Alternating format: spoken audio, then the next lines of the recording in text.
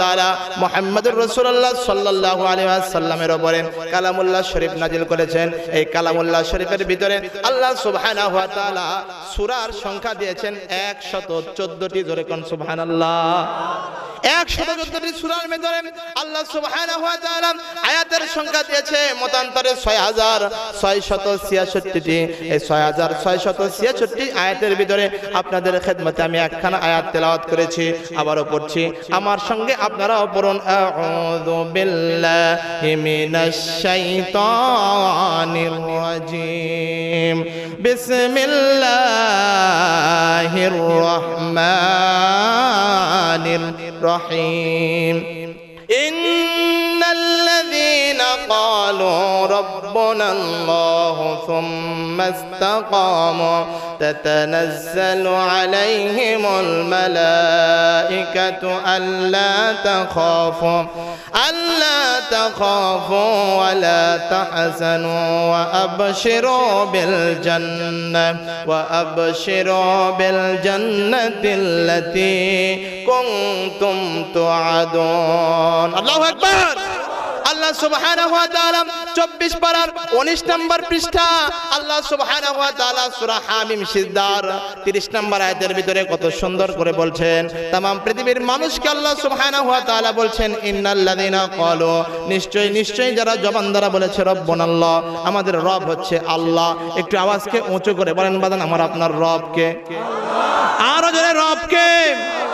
আল্লাহ বলছেন বান্দারে আমি আল্লাহ সুবহানাহু ওয়া তাআলা তোমাদের ব্যাপারে বলছি ইন্নাল্লাযীনা ক্বালু, নিশ্চয় যারা জবান দ্বারা ঘোষণা করেছে রব্বুনাল্লাহ, আমাদের রব হচ্ছে আল্লাহ, সুম্মা ইসতাকামু, অতঃপর এর উপরে ইস্তিকামত থাকবে, তাতানাজ্জালু আলাইহিমুল মালাইকা, মওতের সময় শেষ সময় যখন তোমরা উপস্থিত হবে তখন আসমান থেকে ফেরেশতা অবতীর্ণ হবে। ফেরেশতারা বলতে থাকবে লা তাখাফু, কোনো ভয় নাই, ওয়ালা তাহজানু, আর কোনো পেরেশানিও নাই, ওয়া আবশিরু বিল জান্নাতিল্লাতী কুনতুম তুআদুন, বরং ওই জান্নাতের সুসংবাদ গ্রহণ করো যে জান্নাত সম্পর্কে স্বয়ং আল্লাহ তোমাদের সুসংবাদ দিয়েছিল। জোরে কোন সুবহানাল্লাহ, আরো জোরে কোন মারহাবা।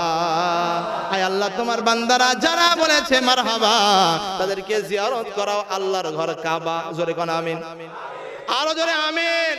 আয় আল্লাহ তোমার বান্দারা যারা বলেছে আমিন, জান্নাতের মধ্যে ঢোকানোর জন্য তুমি নিজে হয়ে যাও জামিন। জোরে কোন আমিন। বাজানরা আমার, আল্লাহ সুবহানাহু ওয়া তাআলার এই নিশ্চয়তার প্রতিশ্রুতি যদি আমার আপনার ইস্তিকামতের সঙ্গে আমরা যদি জীবনকে ইখতিয়ার করতে পারি, পরিচালনা করতে পারি, আল্লাহ ঘোষণা করেন বান্দারে কোনো ভয় নাই, কোনো পেরেশানিও নাই, লা তাহজান ইন্নাল্লাহা মা'ানা, কোনো ভয় নাই, আমি আল্লাহ তোমাদের সাথে আছি। জোরে কোন সুবহানাল্লাহ। কে সাথে আছে? আরো জোরে। আল্লাহু আল্লাহ জিকির করো, মোদের গুনাহ ক্ষমা করো, এই দুনিয়ার মালিক তুমি প্রভু, সারা জাহানের মালিক তুমি। আল্লাহু আল্লাহ, আল্লাহু আল্লাহ, আল্লাহু আল্লাহ, বলেন না আল্লাহু আল্লাহ, আল্লাহু আল্লাহ, আল্লাহু আল্লাহ জিকির করো, মোদের গুনাহ ক্ষমা করো, এই দুনিয়ার মালিক তুমি প্রভু, সারা জাহানের মালিক তুমি। আল্লাহু আল্লাহ, আল্লাহু আল্লাহ, আল্লাহু আল্লাহ, আল্লাহু আকবার। এই দুনিয়ার মালিক তুমি প্রভু, সৃষ্টি করেছো এ ভুবন, আকাশ মাটি চন্দ্র তারা সবই যে তোমার দান। কথা বলেন ঠিক কিনা? তুমি ছাড়া কে আছে মোদের? আছে কেউ? আছে কেউ? তুমি ছাড়া কে আছে মোদের? বলো না প্রভু বলো। আল্লাহু আল্লাহ, আরো জোরে আল্লাহু আল্লাহ, আল্লাহু আল্লাহ, আল্লাহু আল্লাহ জিকির করো, মোদের গুনাহ ক্ষমা করো, এই দুনিয়ার মালিক তুমি প্রভু, সারা জাহানের মালিক তুমি। আল্লাহু আল্লাহ, আল্লাহু আল্লাহ, আল্লাহু আল্লাহ। নারায়ে তাকবীর, নারায়ে তাকবীর। আল্লাহ আমাদেরকে তোমার খাঁটি বান্দা হিসেবে কবুল করেন। জোরে কোন আমিন। আর জোরে আল্লাহুম্মা আমিন। বাজানরা আমার, দুনিয়ার এই জিন্দেগিতে আমরা জন্মগ্রহণ করেছি, এমন একটা সময় আসবে আর আমরা এই পৃথিবীতে থাকতে পারবো না। কথা বলেন ঠিক কিনা? এসেছি আল্লাহর হুকুমে, যাব আল্লাহর হুকুমে, মাঝখানে যদি চলি নিজের হুকুমে, তাহলে ফেরেশতারা কিয়ামতের ময়দান নয় কবরের ভিতরেই অ্যাট্রাক করবে, বাড়ি শুরু করে দিবে। কথা বলেন বাদান ঠিক কিনা? এজন্য আসুন আমরা দুনিয়ার এই স্বল্প সময়ের জিন্দেগিটাকে আল্লাহ ও তার রাসূলের তরিকা মতো অনুসরণ করি, আল্লাহ ও তার রাসূলের তরিকায় চলি। আল্লাহ রাসূল বলছেন, যারা আল্লাহ ও তার রাসূলের তরিকায় অনুসরণ করবে, আল্লাহ ও তার রাসূলের তরিকায় চলবে, তাদের দুনিয়াতেও ভয় নাই আর আখিরাতেও কোনো ভয় নাই। জোরে কোন সুবহানাল্লাহ। বাজানরা আমার, বিখ্যাত আরবের বিখ্যাত শহর নাজরান, এই নাজরান দেশের ভিতরে একটা এলাকা ছিল, যে এলাকা শাসন করত তদানীন্তন সময়ে একটা হিন্দু রাজা। এই রাজা শাসন করার বহুকাল পরে বিশ্বনবী মুহাম্মদ রাসূলুল্লাহ সাল্লাল্লাহু আলাইহি ওয়াসাল্লামের জামানার অনেক পূর্বে, প্রায় 70 বছর পূর্বে, তাফসীরে মারিফুল কিতাবের 8 নম্বর খণ্ড 15 নম্বর পৃষ্ঠায় কত সুন্দর করে তাফসীর লিখেছেন বাজান। এই খণ্ডের ভিতরে কত সুন্দর করে বলছেন যে এই এলাকায় একজন ব্যক্তি কোদাল দ্বারা মাটি খুঁড়তেছিল। কোদাল দ্বারা যখন মাটি খুঁড়তেছিল, করতে করতে এমন একটা পর্যায়ে আসলো যখন অনেক দূর পর্যন্ত গভীর হয়ে গেল। জোরে কোন আল্লাহু আকবার। অনেক দূর গভীর হয়ে যাওয়ার পরে এই ব্যক্তি কোদাল দ্বারা মাটি খুঁড়তে করতে এমন একটা পর্যায়ে আসলো যখন ওপর থেকে এই খোঁড়া ব্যক্তিটাকে খুব কষ্ট করে কোদাল দ্বারা খুঁড়তে হয়। কবরস্থানে যারা আপনারা খনন করেন, যখন নিচে যাওয়া যায় মাটিটা একটু শক্ত হয় না বাজান? কতক্ষণ শক্ত হয় কিনা? এই তো পাশেই কবরস্থান। এই মাটি যারা খনন করে আল্লাহর দরবারে তারা অনেক সওয়াবের অধিকারী। ধরে কোন সুবহানাল্লাহ। এই ব্যক্তি মাটি খুঁড়তেছিল, খুঁড়তে করতে হঠাৎ করে একটা কোপ দিলেন, দেওয়ার সঙ্গে সঙ্গে দেখলেন কোদালটা আস্তে করে মাটির ভিতরে গেড়ে গেল। লক্ষ্য করলেন এতক্ষণ শক্ত ছিল, এখন খুব তাড়াতাড়ি গেড়ে গেল, নিশ্চয়ই কোনো কাহিনী আছে। কথা কোন বাদান ঠিক কিনা? আরো একটা কোপ দিলেন, যেই মাত্র আরো একটা কোপ দিলেন, সঙ্গে সঙ্গে মাটির চাকাটা উপরের দিকে উঠাইতেই সঙ্গে সঙ্গে তার চোখটা সারাবারা হয়ে গেল। বাজানরা দৌড়ায় উপরে উঠে আসলেন, আসার পরে চিৎকার চেঁচামেচি শুরু করে দিলেন, কোথায় গেছো? কে কোথায় আছো? কি দেখলাম, কি দেখলাম, আমি আর বলতে পারতেছি না, তাড়াতাড়ি করে আসো। এই চিন্তার গবেষণা করে যখন চিৎকার চেঁচামেচি শুরু করে দিল, চারদিক থেকে মানুষগুলো একত্রিত হলো। একত্রিত হওয়ার পরে একজন প্রশ্ন করলো, ভাই কি দেখলা? ভাই দেখলাম মাটির ভিতরে জীবন্ত মানুষ শুয়ে আছে। জোরে কোন আল্লাহু আকবার। মাটির ভিতরে জীবন্ত মানুষ শুয়ে আছে। এইরকম একটা ইনফরমেশন আর খবর যদি আপনারা শোনেন, আপনারাও দেখার জন্য উদ্গ্রীব হবেন কিনা বাজান? আশপাশের লোকগুলো একত্রিত হলো, একত্রিত হয়ে বলতেছে, কি দেখলা? তাড়াতাড়ি করে বলো। ভাই মাটির ভিতরে মনে হয় জীবন্ত মানুষ শুয়ে আছে, এটাই দেখলাম। সাহসী কয়েকজন যুবক আসলেন, আসার পরে মাটির ভিতরে আস্তে করে এরকম ভাবে তারা দেখতে থাকলেন। একজন বলে, আরে ওই তো দেখা যায় জীবন্ত মানুষ কাফন গায়ে দিয়ে শুয়ে আছে। জোরে কোন আল্লাহু আকবার। আরেকজন বলতেছে, আমি স্পষ্ট দেখতে পাচ্ছি এই যে মানুষটা শুয়ে আছে। এই কথা যখন তারা বলতেছিল, সাহসী কিছু যুবক ছিল, তারা চারদিক দিয়ে আবার খনন করা শুরু করে দিল। এক পর্যায়ে খুঁড়তে খুঁড়তে চারদিক থেকে এই লাশটার, এই কাফন গায়ে দেওয়া মানুষটার মাটিগুলা সরায়া এমন একটা সময় আসলো যখন পুরা বডিটা এরকম ভাবে দেখা যাচ্ছে, কাফন দ্বারা এরকম ভাবে শোয়ানো আছে। আস্তে করে সকলে ধরাধরি করে মাটির ওপরে নিয়ে আসলেন। জোরে কোন আল্লাহু আকবার। মাটির ওপরে যখন নিয়ে আসলেন, নিয়ে এসে দেখে না না, এটা জীবিত না, বরং এটা একটা মৃত যুবকের লাশ। জোরে বলেন কার লাশ?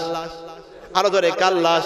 যুবকের লাশ। তবে যুবকের হাতের ভিতরে একটা আংটি আছে, যে আংটির ভিতরে লেখা রব্বি আল্লাহ। তার মানে রব কে? আরো জোরে কোন? রব্বি আল্লাহ। অনেক মানুষ এরকম ভাবে হাতের ভিতরে, বডির ভিতরে, লকেটের ভিতরে নাম লেখে কিনা? এর থেকে যেটা প্রমাণ হচ্ছে, এই আংটির ভিতরে লেখা রব্বি আল্লাহ, এর থেকে প্রমাণ হয় রব কে। আর দিন হচ্ছে ইসলাম। যদি বলেন দিন কি? অনেকেই প্রশ্ন করে, হুজুর হিন্দু ধর্ম পালন করতেছি, আমিও তো আল্লাহর একটা বান্দা, তাহলে আমি কি জান্নাত পাবো না? তুমি জান্নাত হিন্দু থাকা অবস্থায় পাবা না। দলিল হচ্ছে কোরআনের। জোরে কান কিসের? আল্লাহ বলছেন, ইন্নাদ-দীনা ইনদাল্লাহিল ইসলাম। আমার কাছে একমাত্র মনোনীত ধর্ম হচ্ছে ইসলাম। অন্য আয়াতের ভিতরে আল্লাহ আরো পরিষ্কার করে দিয়েছেন, ওয়ামাইয়াবতাগি গায়রাল ইসলামি দীনান ফালাই ইউকবালা মিনহু ওয়া হুয়া ফিল আখিরাতি মিনাল খাসিরিন। আল্লাহু আকবার। আল্লাহ বলছেন ইসলাম ছাড়া যারা অন্য ধর্ম মানে কখনো তা আমি আল্লাহর কাছে গ্রহণযোগ্য হবে না, কখনোই তা আমি আল্লাহর কাছে গ্রহণযোগ্য হবে না। আর আখিরাতে তারা চিরস্থায়ী ক্ষতিগ্রস্ত অর্থাৎ জাহান্নামের মধ্যে অন্তর্ভুক্ত হবে। আল্লাহ আমাদের জাহান্নাম থেকে বাঁচায় দিক, জোরে কোন আমিন। আরো জোরে আল্লাহুম্মা আমিন। তাহলে আমি আর আপনি ইসলাম পেয়ে খুশি না বেজার? আরো জোরে, খুশি না বেজার? আলহামদুলিল্লাহ, আলহামদুলিল্লাহ রাব্বিল আলামিন। কথা কোন ঠিক কিনা? হাতের ভিতরে আংটির ভিতরে লেখা রব্বি আল্লাহ। নিশ্চয় আল্লাহ সুবহানাহু ওয়া তাআলার 99টা নাম আছে, মান আহসাহা দাখালাল জান্নাহ। ইন্না লিল্লাহি তাআলা 99 ইসমান মান আহসাহা দাখালাল জান্নাহ। নিশ্চয় আল্লাহ সুবহানাহু ওয়া তাআলার 99টা নাম আছে, জোরে কোন মারহাবা। আরো জোরে কয়টা নাম? জোরে বলেন কয়টা নাম? অন্যান্য তাফসীরের ভিতরে, অন্যান্য কিতাবের ভিতরে নামগুলো একত্রিত করে মুফাসসিরিন ইকরাম বলতেছেন, হাদিসগুলো পরখ করে পর্যবেক্ষণ করে বলতেছেন, না না, শুধু 99 নাম নয়, আল্লাহ সুবহানাহু ওয়া তাআলার 4000-এর বেশি নাম আছে, জোরে কোন আল্লাহু আকবার। যাই হোক, এই হাদিসের ভিতরে রাসূল বলছেন, ইন্না লিল্লাহি তাআলা 99 ইসমান মান আহসাহা দাখালাল জান্নাহ। নিশ্চয় আল্লাহ সুবহানাহু ওয়া তাআলার 99টা নাম আছে, মান আহসাহা দাখালাল জান্নাহ, যেটা মুখস্থ করে জান্নাতের ভিতরে চলে যায়। ওয়াল্লাহুল্লাযী লা ইলাহা ইল্লা হুয়ার রহমানুর রহিম, আল মালিকুল কুদ্দুসুস সালামুল মুমিনুল মুহাইমিনুল আজিজুল জাব্বারুল মুতাকাব্বির, আল খালিকুল বানি ওয়াল মুসাব্বিরুল গফফারুল কাহ্হারুল ওয়াহ্হাবুর রাজ্জাক, আল ফাত্তাহুল আলিমুল কাবিদুল বাসিতুল খাফিদুর রাফিউল মুইজ্জুল মুযিল্লুস সামিউল বাসির, আল হাকামুল আদলুল লতীফুল খবীর, আল হালিমুল আযীমুল গফুরুশ শাকুর, আল আলিয়ুল কাবীরুল হাফিজুল মুকীতুল হাসিবুল الجليل الكريم، الرقيب المجيب الواسع الحكيم الودود المجيد، الباعث الشهيد الحق الوكيل، القوي المتين الولي الحميد، المحصي والمبدئ والمعيد المحيي والمميت الحي القيوم، الواجد الماجد الواحد الاحد الصمد القادر، المقتدر المقدم المؤخر الاول الاخر الظاهر الباطن، الوالي المتعالي البر التواب، المنتقم العفو الرؤوف، المالك الملك ذو الجلال والاكرام، المقسط الجامع الغني المغني والماني، الضار النافع النور الهادي البادي، الباقي الوارث الرشيد الصبور। الله أكبر। আল্লাহ রাসূল বলছেন, মান আহসাহা দাখালাল জান্নাহ, যে ব্যক্তিটা মুখস্থ করে ইয়াদ করে, আল্লাহ রাসূল বলছেন সে জান্নাতি হয়ে যায়, জোরে কোন আল্লাহু আকবার। কিন্তু দুঃখজনক হলেও সত্য, বর্তমান পৃথিবীতে আমরা যারা পিতার বা আমরা যারা সন্তানের বাবা, আমাদের সন্তানকে আল্লাহর 99টা নাম শিখাই না, আমরা আমাদের সন্তানকে শিখাই হাট্টিমা টিম টিম, তারা মাঠে পারে ডিম, তাদের খাড়া দুটি শিং। কতক্ষণ ঠিক কিনা? আমরা কি আল্লাহ 99 নাম শেখাই? কথা কন নাকি আপনারা? প্রাইমারি স্কুলে আমরা এখানে যারা শিক্ষিত লোক আছি, প্রাইমারি স্কুলে এই হাট্টিমা টিম টিম শেখানো হয়েছে কিনা? কবিতা শেখানো হয়েছে, হাট্টিমা টিম টিম, তাদের খাড়া দুটি শিং, তারা মাঠে পারে ডিম। কি বোঝা যায়? এমন একটা প্রাণী যার মাথার উপরে শিং আছে, ডিম পারে কোথায়? মাঠে। এই আপনারা মস্কিপুর এলাকার শিক্ষিত মানুষ, আত্রাই জেলার শিক্ষিত মানুষ, আপনারা বলেন তো এমন কোন প্রাণী আছে সিংও আছে ডিমও পারে? কথা কন নাকি ভাই? এই বিছানার ভাইরা কোন আছে? আরো জোরে আছে? তাহলে যেটা শিখেছি ভুল শিখেছি। কথা কন ঠিক? আমার সাথে একমত হলে জোরে বলবেন ঠিক। আরো একটা কবিতা আছেন, একদম বাগডুম ঘোড়াডুম সাজে, ডাক ঢোল লোক ঝাঁঝর বাজে, বাজতে বাজতে চললো ঢুলি, ঢুলি গেল কমলা ফুলি, কমলা ফুলির টিয়েটা, সূর্যি মামার বিয়েটা। আমি আপনাদের কাছে প্রশ্ন করি বাজান, শেষে যে বলল সূর্যি মামার বিয়েটা, সূর্যি মামার বিয়ে কবে হবে? কথা কন নাকি আপনারা? আজকে, কালকে, কিয়ামতের আগে, কিয়ামতের পরে হবে? হবে। তাহলে যেটা শিখেছি ভুল শিখেছি, কথা কোন ঠিক কিনা? হুজুররা কিন্তু ভুল শিখে না, হুজুররা শিখে 99 নাম মুখস্থ করে আল্লাহর জান্নাতি বলে সাব্যস্ত হয়ে যায়। জোরে কোন সুবহানাল্লাহ। আমাদের মাদ্রাসা দমদমাল জামিয়াতুল কোরআনিয়া মাদ্রাসা সহ तमाम পৃথিবীর ময়দানে যতগুলো মাদ্রাসা আছে, মাদারিস আছে, तमाम মাদ্রাসাগুলোর ভিতরে দেখেন ছোট্ট ছোট্ট বাচ্চারা পর্যন্ত আল্লাহর 99টা নাম মুখস্থ করে কোন আল্লাহু আকবার। এইজন্য মাদ্রাসায় পড়ে ঠকি নাই, মাদ্রাসায় পড়ে আল্লাহ সম্মানিত করেছে। আবারও আল্লাহর দরবারে শুকরিয়া, আলহামদুলিল্লাহি রাব্বিল আলামিন। হুজুর বাজানরা আমার, যে কথা আলোচনা করছিলাম আব্দুল্লাহ ইবনে তামিরের ঘটনার দিকে আমি টান দিয়েছিলাম। আসুন না আমরা ওই দিকে শুনি। বর্তমান জামানায় ওই ঘটনাটা বড়ই হৃদয় বিদারক বাজানরা আমার। এইবার এই ব্যক্তির লাশ যখন কবর থেকে উঠানো হলো, কবর থেকে উঠানোর পরে এই ব্যক্তির লাশটা পর্যবেক্ষণ করা হচ্ছে। দেখে হাতের ভিতরে আংটি আর কানের ভিতরে আঙুল দেওয়া। একজন সাহস করেন কানের ভিতরের আঙুলটা সরায় দিলেন। যেই মাত্র সরায় দিলেন সঙ্গে সঙ্গে তীর বেগে এরকম ভাবে রক্ত বের হয়। জোরে কোন আল্লাহু আকবার। ঘটনাটা চারদিক ছড়িয়ে গেল। চারদিক থেকে দেখার জন্য আসলেন কে এই যুবক, কে এই যুবক, কি তার পরিচয়, কি তার পরিচয়। একজন আরেকটা মন্তব্য করতে থাকে, আরেকজন আরেকটা মন্তব্য করতে থাকে। এক পর্যায়ে এমন একটা অবস্থান আসলো, সবাই মিলে এক সিদ্ধান্তে উপনীত হলো এটা আর কেউ নয়, এটা হচ্ছে আব্দুল্লাহ ইবনে তামির। জোরে কোন আল্লাহু আকবার। এটা হচ্ছে আব্দুল্লাহ ইবনে তামির, এরা একজন মুসলমান। কিন্তু আব্দুল্লাহ ইবনে তামিরকে কি তার পরিচয়, কি তার বংশ, আর কি কারণে লাশটা এখনো অক্ষত অবস্থায় আছে, এই কথাটা জানার দরকার আছে না নাই? জোরে বলেন আছে না নাই? আব্দুল্লাহ ইবনে তামির ছিল তদানীন্তন সময়ের হিন্দু ব্যক্তিদের ভিতরে একজন নামকরা, একজন সবচাইতে একজন ব্রেনিয়ান ছাত্র ছিল আব্দুল্লাহ ইবনে তামির। ঘটনাক্রমে মুসলমান হওয়ার পরে মারা যায়। কি ছিল তার কাহিনী, আপনারা কি জানতে চান? জোরে বলেন চান নাকি?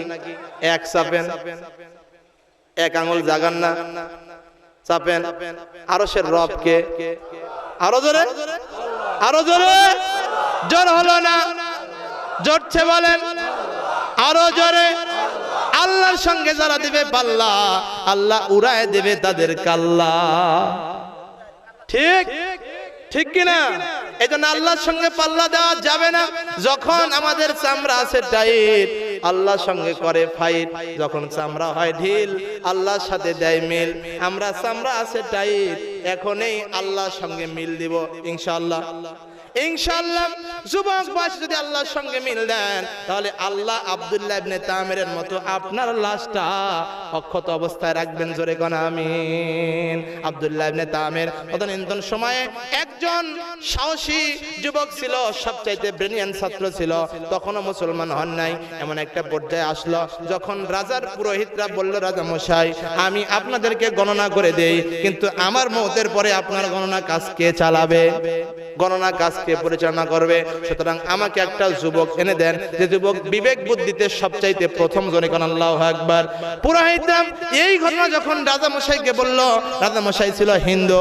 এই হিন্দু রাজা চিন্তা করলো ঠিকই তো, আমার একজন নাম করা একজন ব্যক্তি দরকার, যে ব্যক্তি গবেষণা করে, পুরোহিত করে, এই পুরোহিতকে একেও তৈরি করবে, এইরকম একটা ব্যক্তি দরকার। চারদিক থেকে খোঁজাখুঁজি শুরু হয়ে গেল। এমন একটা পর্যায়ে আসলো যখন আব্দুল্লাহ ইবনে তামিরের নাম উঠে আসলো। সবাই বললেন আব্দুল্লাহ ইবনে তামির বড় বুদ্ধিমান, তাকে এই কাজ দেওয়া হোক। আব্দুল্লাহ ইবনে তামিরকে রাজার দরবারে আনা হলো। আর রাজা মশাই বলতে থাকলেন, আব্দুল্লাহ ইবনে তামির রে, তুমি এইরকম ভাবে আজ থেকে এই পুরোহিতের কাছে, গণকের কাছে বসবে, বসার পরে গণনা কার্য শিখবে। রাসূল সাল্লাল্লাহু আলাইহি সাল্লাম বলছেন, বিনা হিসেবে জাহান্নামী যারা, তাদের মধ্যে একটা ওই শ্রেণী, তারা যারা হচ্ছে গণনা কাজ করে। আল্লাহ রাসূল হাদিসের ভিতরে বলতেছেন, তিন শ্রেণীর মানুষের জন্য আল্লাহর জান্নাত হারাম, হারামাল্লাহু আলাইহিমুল জান্নাহ। তার মধ্যে এক শ্রেণী হচ্ছে তারা গণনা কাজে বিশ্বাস করে যারা। কিন্তু মুসলমানরা এখন দয়াল বাবার কাছে হাত দেখায় কিনা বাজান? কতক্ষণ দেখায় কিনা? এই দয়াল বাবা ভণ্ড বাবার কাছে তারা হাত দেখায়, এদের ইমানের ভিতরে সমস্যা আছে। কথা কোন ঠিক কিনা? জোরে বলতে হবে ঠিক কিনা বাজান না আমার। এইবার আব্দুল্লাহ ইবনে তামেরকে বলা হলো, আব্দুল্লাহ ইবনে তামের তুমি গণনা কার্য শিখবে। আব্দুল্লাহ ইবনে তামের গণনা কার্য শিখতে শিখতে এমন একটা পর্যায়ে আসলো, রাস্তার ভিতরে দেখেন একজন ব্যক্তি, এই ব্যক্তির চেহারা বড় ধবধবে পোশাক পরে, ধরে কোন সুবহানাল্লাহ। আব্দুল্লাহ ইবনে তামের গণনা কার্য শিখতে এই ব্যক্তির দিকে লক্ষ্য করলেন, রাস্তা দিয়ে যাতায়াত করেন। রাস্তা দিয়ে যাতায়াত করার পরে এই ব্যক্তিকে যখন দেখলেন তার ভালো লাগে, যাওয়ার সময় তার সঙ্গে দেখা করে, আসার সময় তার সঙ্গে দেখা করে। দেখা করতে করতে এক পর্যায়ে ধবধবে পোশাক পরিহিত, জুব্বা পরিহিত মুসলমান ব্যক্তিটার সঙ্গে তার পরিচয় হয়ে গেল। জিজ্ঞাসা করলেন আব্দুল্লাহ ইবনে তামের, জিজ্ঞাসা করলেন বাবজি আপনার নাম কি? ভাই আমার নাম হচ্ছে ফাইমন। জোরে বলেন নাম কি? আরো জোরে নাম কি? মনে রাখা লাগবে বাজান। প্রশ্ন করতেছে আব্দুল্লাহ ইবনে তামের আপনার নাম কি? কয় আমার নাম হচ্ছে ফাইমন। আপনি কোন ধর্মের লোক? আমি হচ্ছে মুসলমান, ইসলাম ধর্মের লোক। জোরে কোন সুবহানাল্লাহ। আপনি কি করেন? আমি এখানে আল্লাহর কালাম তেলাওয়াত করি। আব্দুল্লাহ ইবনে তামের তার কালাম তেলাওয়াতটা শুনলেন, শুনতে শুনতে এমন একটা পর্যায়ে আসলো যখন দিলের ভিতরে তার ভালো লেগে গেল। জোরে কোন সুবহানাল্লাহ, আরো জোরে আলহামদুলিল্লাহ, আরো জোরে আল্লাহু আকবার। বাজান আমার অবস্থান এমন আসলো, আব্দুল্লাহ ইবনে তামের দিলের ভিতরে মুহাব্বত আসলো, কালামুল্লাহ শরীফের ভিতরে একটা আকর্ষণ পয়দা হলো। রাস্তা দিয়ে যায় গণনা কাজ শেখার জন্য। এমন একটা সময় আসে ওখানে 10 মিনিট করে প্রতিদিন বসে, আবার 10 মিনিট বাড়তে বাড়তে এক পর্যায়ে 1 ঘন্টা মুসলমানের দরবারে বসে, 1 ঘন্টা হিন্দু পুরোহিতের কাছে বসে। বসতে বসতে এমন একটা অবস্থান আসলো, পড়ে নিল লা ইলাহা ইল্লাল্লাহ মুহাম্মাদুর রাসূলুল্লাহ। জবান দ্বারা ঘোষণা করল আশহাদু আল্লা ইলাহা ইল্লাল্লাহ ওয়াহদাহু লা শারীকা লাহু ওয়া আশহাদু আন্না মুহাম্মাদান আবদুহু ওয়া রাসূলুহু। জবান দ্বারা বললেন there is no God without Allah. Allah is one, He is almighty, He has created us and everything. He gives us food, He gives us wisdom. We are all servant of Allah. চিৎকার করে কারণ আল্লাহু আকবার, আরো জোরে আল্লাহু আকবার। জবান দ্বারা যখন আল্লাহর একত্ববাদের সাক্ষী দিলেন, আল্লাহ তাকে আল্লাহর ওলির কাতারে নাম লিখে দিলেন। জোরে কোন সুবহানাল্লাহ। আব্দুল্লাহ ইবনে তামের এরপরে রাজার পুরোহিতের কাছে যায়, গণনা কার্য আর ভালো লাগে না। মারহাবা। আয় আল্লাহ তোমার বান্দারা যারা বলেছে মারহাবা, তাদেরকে জিয়ারত করাও আল্লাহর ঘর কাবা। জোরে কোন আমিন, আরো জোরে আল্লাহুম্মা আমিন। বাজানরা আমার এইবার আর যখন ভালো লাগে না মুসলমান হয়ে আস্তে করে যখন আব্দুল্লাহ ইবনে তামের ফাইমুন নামক ব্যক্তির দরবারে বসে থাকলেন, বসে থাকতে থাকতে এক পর্যায়ে মুসলমান পাক্কা ইমানদার হয়ে গেলেন। ইমানদার হওয়ার পরে এক সময় উনি চলতেছিলেন, চলতে চলতে রাস্তার উপরে গেলেন, গিয়ে দেখেন রাস্তার উপরে মানুষগুলো একত্রিত হয়ে আছে, এপারেও যায় না ওপারেও যায় না। কি হলো? মানুষের জটলা কেন এখানে বেঁধে গেল? এক পর্যায়ে লক্ষ্য করে দেখেন রাস্তার উপরে একটা বিশাল বড় সিংহ। জোরে বলেন কি? আরো জোরে কি? এই বিশাল বড় সিংহ রাস্তার উপরে দাঁড়ায় আছে, সামনেও যায় না পিছনের দিকেও আসে না, সামনে আর পিছনে কোনো দিকে যখন যায় না, এই সিংহর দিকে লক্ষ্য করলেন। লক্ষ্য করে সিংহর দিকে তাকায় দেখেন সামনেও যায় না পিছনে আস না। বড় ব্যাপারটা বড়ই মুশকিল। এই মুশকিল আসান করার জন্য কে আছে? সিংহটাকে তাড়ায় দেবে। আব্দুল্লাহ ইবনে তামের সামনে ভিড় ঠেলে সামনের দিকে যায়, হাতের ভিতরে একটা বড় এরকম হাতের ভিতরে একটা ঢিল নিয়েছে। এই ঢিলটাকে লক্ষ্য করে কি যেন বললেন, আর বলার পরে সামনের দিকে সিংহর কাছে আগায় যায়। জোরে কোন আল্লাহু আকবার। তামাম মানুষেরা বলতেছেন, এ ছোট্ট বাবু সামনের দিকে আগায় যাও না, সিংহ কিন্তু তোমাকে ছাড়বে না, সিংহ কিন্তু তোমাকে ছাড়বে না। আব্দুল্লাহ ইবনে তামের আগায় গেলেন, আসমানের দিকে তাকালেন, তাকায় বলতেছে, ও আসমানের মালিক আল্লাহ, আমি দেই না তোমার সঙ্গে কোনো পাল্লা। আল্লাহ গো, আজকে ইমানের পরীক্ষা এসে গেছে, আমি দেখতে চাই ইসলাম ধর্ম সত্য না হিন্দু ধর্ম সত্য। যদি ইসলাম ধর্ম সত্য হয়, আমার হাতের ভিতরে যে ছোট্ট একটা পাথর আছে, পাথর দিয়ে আঘাত করব, সঙ্গে সঙ্গে এই ব্যক্তির এই জন্তুটা সিংহটাকে তুমি মেরে ফেলে দিবে। জোরে কোন আল্লাহু আকবার। আর যদি এই জন্তুটা মরে যায়, তাহলে আমি মনে করব ইসলাম ধর্ম সত্য, আর যদি জন্তুটা বেঁচে যায় মনে করব হিন্দু ধর্ম সত্য। আপনারা বলেন কোন ধর্ম সত্য? আরো ধরে কোন ধর্ম সত্য? ইসলাম ধর্ম সত্য। ইসলাম ছাড়া অন্য কোনো ধর্ম নাই। Islam is complete code of life. জন্ম থেকে মৃত্যু পর্যন্ত ইসলামের ভিতরে সব আছে। আমরা ইসলাম পেয়ে আবারও শুকরিয়া আদায় করতেছি, আলহামদুলিল্লাহি রাব্বিল আলামিন। এটা এমন একটা ধর্ম, এমন একটা কিতাব, এমন একটা কোরআন যার ভিতরে কোনো ভুল নাই। জোরে কোন সুবহানাল্লাহ। যার ভিতরে there is no mistake, যার ভিতরে কোনো ভুল নাই, ভুলের সম্ভাবনাও নাই। জোরে কোন আল্লাহু আকবার। আল্লাহ বলছেন যালিকাল কিতাবু লা রাইবা ফীহি হুদাল লিল মুত্তাকিন। এই সেই কিতাব যার ভিতরে কোনো ভুল নাই, মুত্তাকিনদের জন্য এটা হচ্ছে হেদায়েত। জোরে কোন সুবহানাল্লাহ। রাসূল বলছেন এই কিতাব যে ব্যক্তি পড়বে, তেলাওয়াত করবে, 5 শ্রেণীর মানুষের জন্য, 5 শ্রেণীর মানুষের জন্য আল্লাহ সুবহানাহু ওয়া তাআলার জান্নাত। আল্লাহর কাছে বলবে, আল্লাহ এই 5 শ্রেণীর মানুষকে আমি জান্নাতের ভিতরে ঢোকায় দাও। জোরে কোন আল্লাহু আকবার। এই 5 শ্রেণীর ভিতরে প্রথম নাম্বার মানুষ হচ্ছে তারা, সরাসরি হাদিস থেকে বলছি, ইন্নাল জান্নাতা তাশতাকু ইলা 50 নাফারিন তাআলিল কুরআন ওয়া হাফিযিল লিসান ওয়া মুতঈমিল জিআন ওয়া মুকসিল উরিয়ান ওয়া মান সাল্লা আলা হাবিবির রহমান। 5 শ্রেণীর মানুষের জন্য আল্লাহর জান্নাত পাগল পারা। তার প্রথম নাম্বার মানুষ হচ্ছে তারা আল্লাহর কোরআনুল কারীমের তেলাওয়াত করে যারা। প্রথম নাম্বার মানুষ হচ্ছে তারা আল্লাহর কোরআনুল কারীমের তেলাওয়াত করে যারা। জোরে কোন আল্লাহু আকবার। বাজান রে, কোরআনের মর্যাদা কি? কোরআনের মর্যাদা কত বেশি। ছোট্ট এই কাপড়কে আপনি যখন কোরআন শরীফের জুজদান হিসেবে, কোরআন শরীফের গিলাফ হিসেবে লাগাবেন, এই কাপড়টা মাটিতে পড়ে গেলে আপনার দিলের ভিতরে কষ্ট আসবে। কথা কোন ঠিক কিনা? বুকে লাগাবেন, চোখে লাগাবেন, মুখে লাগাবেন, চুম্বন করবেন, আল্লাহর কাছে ইস্তিগফার করবেন, আল্লাহ গো ভুল হয়ে গেছে মাফ করে দেন। অথচ এর চাইতেও কোটি গুণে বেশি দামি একটা কাপড়কে 1000 টাকা গজ যদি হয়, এই কাপড়কে আপনি টিভির সঙ্গে লাগান, টিভির ঢাকনা হিসেবে ব্যবহার করেন, এই কাপড় পায়ের নিচে পড়ে গেল, আপনার দিলের ভিতরে বিন্দু মাত্র আঘাত লাগে না। কারণ মর্যাদা হচ্ছে কোরআনের, কাপড়ের কোনো মর্যাদা নাই। এই কোরআনটা, এই কোরআনের সঙ্গে কাপড়টা লাগার কারণে আল্লাহ কাপড়টাকে দামি বানায় দিয়েছেন। জোরে কোন আল্লাহু আকবার। কিন্তু বর্তমান জামানায় আমরা এই কোরআন শরীফ পড়তে চাই না। বর্তমান জামানায় এই কোরআন শরীফ পড়া মানুষ ভুলেই গেছে। কথা কোন ঠিক কিনা? দেখবেন কিছু মানুষ, এই মানুষের যখন কোরআন শরীফ আনে, আমরা তো মসজিদ মাদ্রাসায় চাকরি করি, এই মসজিদ মাদ্রাসায় এনে বলে, হুজুর এই কোরআন শরীফটা নিয়ে খুব বিপদে আছি। তো কি বিপদ? কয় 30 বছর বয়স হয়ে গেল, আমার সন্তান তো বিয়ে হয়ে চলে গেছে, এই সন্তান চলে যাওয়ার পরে 15 বছর যাবত এই কোরআন শরীফ আর পড়া হয় না। এই কোরআন শরীফ ঘরের ভিতরে আছে, মাটির তাকে আছে, কখন জানি ওই পোকায় খেয়ে ফেলে। সুতরাং এই কোরআন শরীফ নেন আর আমাকে বিপদ থেকে বাঁচান। কথা কোন? কারো কারো ঘরে দেখবেন এই কোরআন শরীফ আছে, কোরআন শরীফের উপরে 1 ইঞ্চি ধুলা মোটা হয়ে গেছে। কথা কোন ঠিক কিনা? এরা কোরআন শরীফ পড়তে চায় না, এরা খালি স্টার জলসা আর জি বাংলা। কথা কোন নাকি ভাই?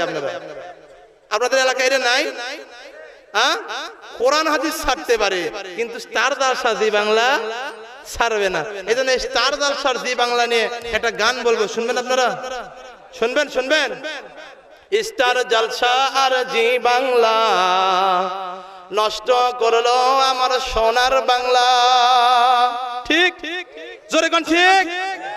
জোরে বলবেন ঠিক হলে। স্টার জলসা আর জি বাংলা নষ্ট করলো আমার সোনার বাংলা। বোঝে না সে তো বোঝে না, ভালো মন্দ কিছু খোঁজে না।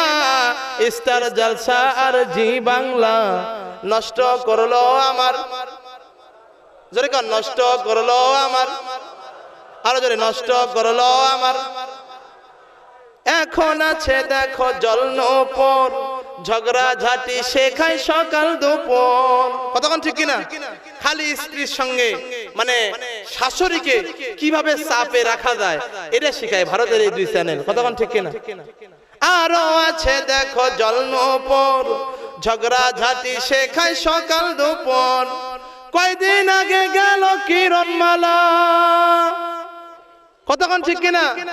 এ যেন নতুন এক ঝামেলা। স্টার জলসা আর জি বাংলা নষ্ট করলো আমার, নষ্ট করলো আমার। এখন আবার শুরু হয়েছে বলে 7 ভাই চম্পা। কয় ভাই চম্পা? আমার ছাত্ররা মাঝে মধ্যে এই বিভিন্ন কথা শোনায় আর কি। তো যাই হোক, এখন শুরু হয়েছে 7 ভাই চম্পা। আমি ওই জন্য আমার ভাষায় বলি যে সেই জন্যই মহিলারা ছেড়েছে বোরকা। কতক্ষণ ঠিক? আরো ধরে ঠিক। মহিলারা বোরকা ছাড়ার কারণ একটাই, ওরা টেলিভিশন চ্যানেলে যা দেখে ওইটারই প্র্যাকটিক্যাল বাংলার জমিনে করে। কতক্ষণ ঠিক কিনা? দেখবেন কিছু মেয়ে মানুষ আছে, ওদের এই হাতার থেকে এই ডানা কাটা, একদম হাতার থেকে চালি পর্যন্ত ডানা কাটা পরে। কতক্ষণ নাকি আপনারা? কি ভাই খারাপ লাগতেছে? হক কথা বলতেছি, খারাপ লাগতেছে? আমরা হুজুর মানুষ, পোশাক পরেছি, বডি দেখা যায়, কিন্তু তারা পোশাক পরে এই এখান থেকে চালি পর্যন্ত মশারির নেট দেওয়া। কতক্ষণ ঠিক কিনা? এরা কারা? এরা কারা? এরা কি পাকিস্তানের লোক, ভারতের লোক, বাংলাদেশি কিনা? এরা আমার আপনার বোন, আমার আপনার স্ত্রী, আমার আপনার সন্তান। কতক্ষণ ঠিক কিনা? এদের ভালো বানাবে কি? বাবা বানাতে হবে, গার্জেন। কতক্ষণ? কিয়ামতের ময়দানে ওই মেয়ের বাবাকে ধরা হবে। কথা বলেন ঠিক কিনা? জোরে বলেন।